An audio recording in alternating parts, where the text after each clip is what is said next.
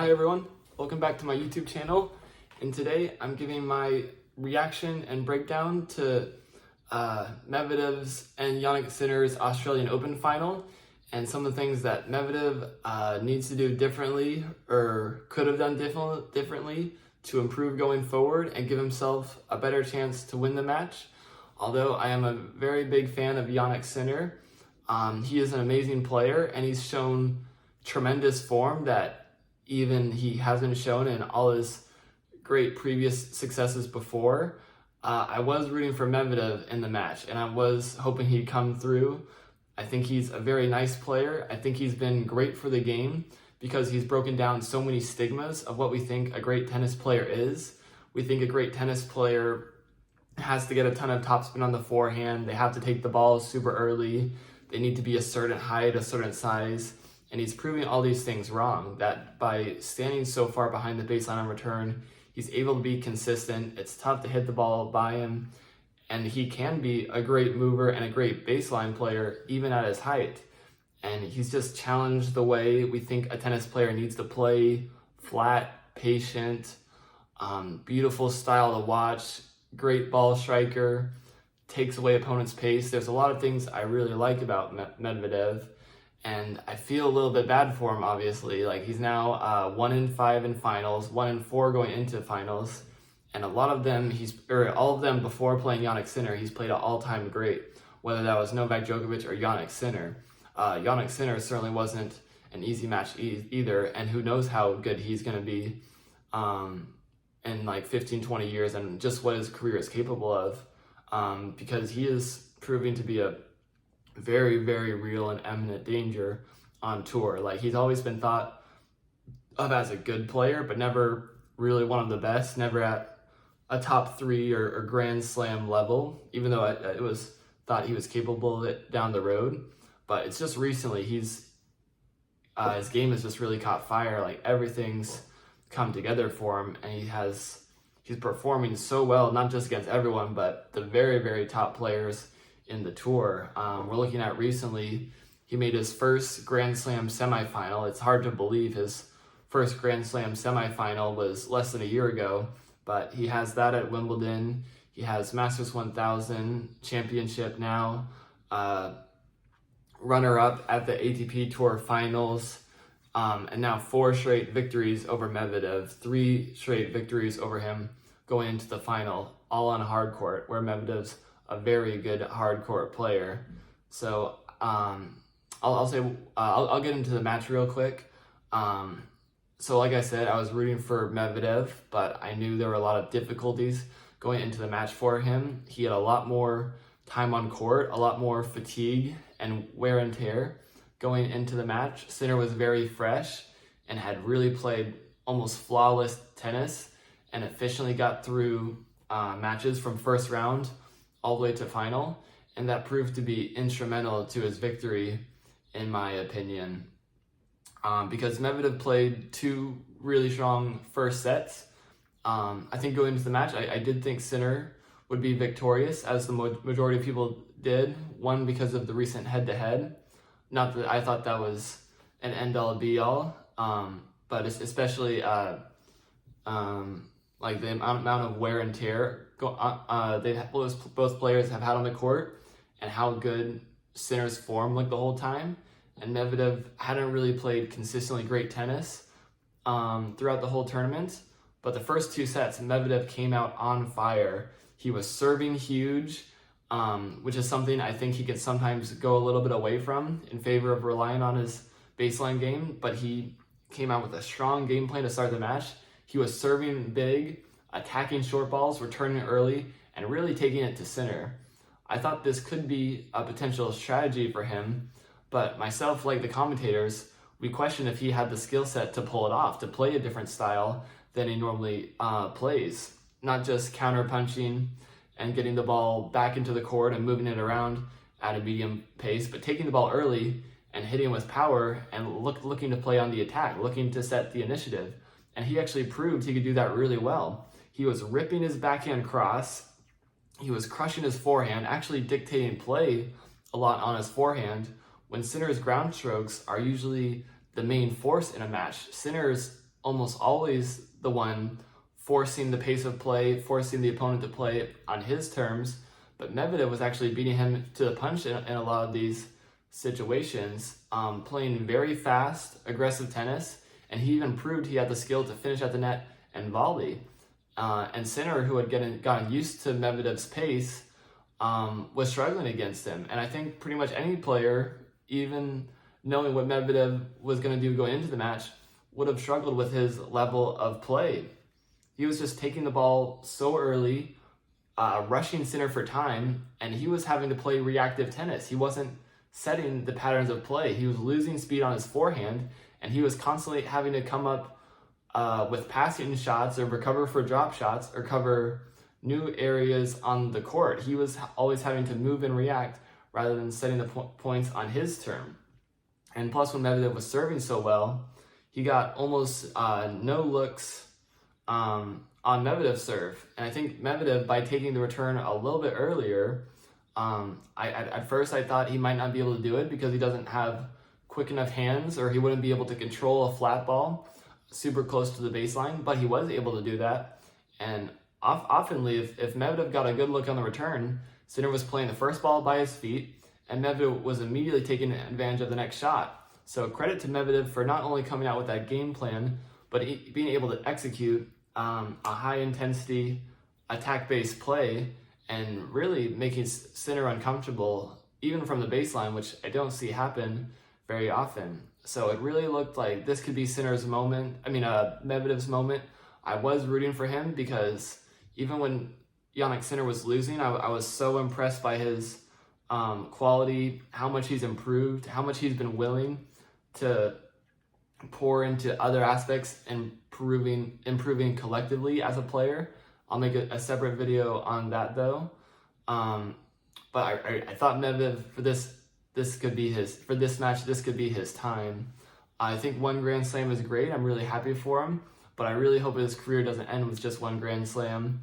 But tennis has proven time and time again, it's not very fair, it's not very forgiving, it's not very generous at all with who they let have success and have the pinnacle of the moments on the tour. It very much is, the winner takes it all. So after the first two sets, the magic of Medvedev started to wear off. Sinner started to find a little bit more rhythm, get into the baseline rallies, control his serve a little bit more. And Medvedev, he clearly lost a lot of power, a lot of energy in the legs, some extra bite on his ball. And I think this was a little bit of a turning point for him in the match. He could revert back to what he was doing earlier, playing a patient game from the baseline, working it onto the court, playing for a Sinner error, but that just wasn't coming from Sinner. Like I was saying earlier, he's really improved his game in so many different ways that all the things he was good at, he's just as good, if not better on now, but he's improved in any area that could have been considered a weakness before. He's very patient now. His point construction is fantastic, and he has the physicality, the strength and the conditioning to play great shots, even on defense and out of the corners. Any angle that Medvedev opened up, if he didn't hurt Sinner on it, Sinner was taking advantage of it because he has great speed, patience in the rally, and he has the confidence in his lower body strength and core strength to be able to take a ball on the stretch and still play it with both shape and power. So I think Medvedev trying to do the baseline game against Sinner, especially having lost the last matches against him, really wasn't going to play in his favor today. I know he's a player that has had tremendous success, and he backs himself in the long, grueling baseline rallies to win a lot of those points. It just wasn't happening. And the problem is that while Medvedev is a very great player, the majority of his wins usually come more on opposing errors than him taking his own initiative and taking the racket out of the opponent's hand. So when Sinner was consistent and powerful enough tonight, there was just really no beating him from a neutral baseline rally. And the odds only got worse for Medvedev the longer the match went and the more his body wore down and felt the cumulative fatigue, not just from the final, but all the countless hours on court before. And that's something that Sinner looked for as the match went on. He actually got rhythm once Medvedev's ball started to go a little bit slower, and when Medvedev stood further back in the court, because now he had time. Now he was seeing the ball better. Medvedev's ball already doesn't have a lot of bite or action on it, so the fact that Sinner wasn't missing and Medvedev's ball wasn't particularly dangerous to him, it really gave Sinner the chance to dial in his ground strokes, undoubtedly the strongest part of the game, and really control the match. So maybe if Medvedev was fresher, he could have played a little bit better defense, worked the ball around the court a little bit harder. But the baseline rallies, like I said, were not going successful for Medvedev.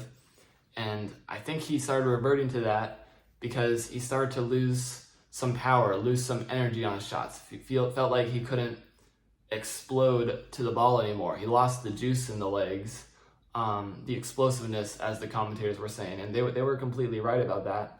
So he probably couldn't get the same amount of intensity on the ball as he was earlier. But I think he had a much better chance doing that than to trying to grind it out from 6, 8, 10 feet from behind the baseline against a player who proved that he wasn't going to miss, he wasn't going to let down his offense, and he wasn't going to let the moment get to him. It's almost a little bit monotonous or overwhelming to watch Sinner play sometime, but credit to him for being such not only a consistent, but really an offensive baseliner as well. He really doesn't give opponents a chance to breathe, and I mean, it's undoubtedly the first of many. Very, very impressive performance, but I'll keep the focus on Medvedev here. But really, I think something that allowed Sinner to play so well and settle into the match is that he started having a lot of time on Medvedev's ball. He started to get in a rhythm. Medvedev started to fall into his more common patterns of play that work against pretty much every player on the tour. But again, they ultimately rely on long rallies where he's a little bit more consistent than the opponent. In a match where that wasn't working and he had so much success attacking the ball, taking away time from Sinner, and making Sinner play on his back foot and react to what he was doing, I think that was really the tactic he needed to stick with. Even if his serve or his ball didn't have as much power before, he was taking the ball much closer to the baseline in the first 2 sets than he was after. And I really think a lot of the points he was getting in the final set were on his serve, where he was able to get a big first serve and then quick first ball into the open court. I think he needed to look to play as many of those style of points as possible. Even if he'd make a few more errors going on offense or got past a little bit more coming into the net, that really was his best chance for victory, in my opinion. And I think that's where Medvedev needs to improve as a whole. The Grand Slams show that they really go to the most complete player who's most well-developed in every area of the sport. And while Medvedev has really changed the game, and he's been a pleasure to watch and see his unique, unorthodox style of play, and he's really broken down the stigma of how a great player needs to look, how they need to play, I think those things that Alcaraz and Sinner are able to do, they're able to get really low with their legs, and they're able to create a lot of action, a lot of work on the ball. I think Medvedev's flat hitting is very effective, but sometimes he just needs to get a little bit lower with his legs to create a little bit more work, a little bit more shape sometimes. He doesn't need to do that every ball, but especially if he's on defense or wants to create an angle, getting a little bit lower, creating a little bit more shape on the ball, that's going to be to his favor. But in his career, if there is one critique or one criticism to make, is that he isn't a fantastic transition player and he's not super comfortable at the net. Or at least that's what I thought, but he showed in the first 2 sets that he's really capable of that. So I think if his best chance to win that match was just to bet on himself, trust first strike tennis, any ball he sees that he even thinks he has the slightest chance on, commit for it, go to the net, and if you lose with your guns blazing, because a long, patient match like that, or as the rally started to go further and his body started to fatigue, he just wasn't going to outlast Sinner anymore. So his best chance was to close out the match playing fast pace, taking the net, taking away time from Sinner, making Sinner play reactive tennis, because that would have kept the match a lot shorter, because the longer it went on, the worse his fatigue got. And he was fighting as hard as he could, but there was nothing he could do, and Sinner knew that, and he ruthlessly and relentlessly stuck to his game plan of wearing Medvedev down from the baseline. Would Medvedev have won if he played this way? Not necessarily. I'm certainly not in a position to say what the best course of play is, but it was clear that the longer the match went on, the more things weren't going to go to his favor. So if he could take away time from Sinner, take the ball early, look to make him uncomfortable, those were things that were shown were successful in the first two sets. Maybe he'd lose a little bit of power on his ball, or Sinner would start to make a few adjustments. But I think that's, in general, it doesn't need to be Medvedev's main style of play, but that is the next step for him if he wants to not quite be second place or runner-up in a lot of these big tournaments, but really triumph over the game's greats. It's not impossible. Alcaraz and Sinner and whoever else, they don't have an insurmountable lead on him. He's certainly right there in the mix, and he kind of falls into this in-between generation, but he's still a very dangerous player. But like Sinner has, I think he needs to start examining every box, everything down the list. What's something I can improve better? Where's an area where I'm not too dangerous? What kind of points am I coming up, am I not performing quite as well in? Where are those areas where I can improve across all different sides of tennis to try to be more dangerous, more effective, whatever this scenario may be, attacking, defense, everything. And that would have saved him a lot of time on the court too. That definitely would have taken some fatigue off his legs, because Sinner, being an offensive player who's willing to take advantage of a short ball and go on offense when he can, he'll make some errors, but he's going to finish the match a little bit quicker. And that bodes very well for him in a Grand Slam. A Grand Slam isn't just about having one amazing match against the best players. It's about playing a lot of matches up until that very last match. And especially because Medvedev didn't have some very good matches throughout the tournament where he made some errors and he had some slip-ups. He had to play long matches, and he really had to rely on his defense and his consistency from the baseline, and that led to too much time on court. If he can apply the offensive, go-for-shots mentality to a lot of Grand Slam matches and look to be more offensive, even in the final, but especially in the earlier rounds, he's going to be a little bit fresher throughout. He's going to get a little bit more confident in his game and transitioning the forward, playing different styles of tennis, and he's going to be fresher going into the final, and he's going to start believing he can go offensive against these opponents. He doesn't need to just react or move the ball around the court. He can couple his great defense with some dangerous offense too, and he might just give some of these younger players on tour a harder time than he thinks. So thanks for watching my video. It went a little bit long, but let me know if you watched the match and had any thoughts yourself.